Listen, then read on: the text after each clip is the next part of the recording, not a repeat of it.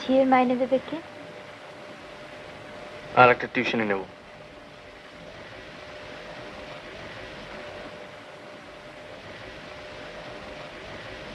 তাহলে আমার বাপের বাড়ি পাঠিয়ে দিও। কেন? এমনিতেই তো অফিস করে ছেলে পড়িয়ে সেই তো রাত্রি করে বাড়ি ফেরো, তার উপর আবার। আর উপায় কি বলো? আমি বলবো যে টিউশনিটা আছে সেটাও ছেড়ে দাও। তারপর? তারপর আমার গরিব বর সন্ধ্যের আগেই বাড়ি ফিরে আসবে।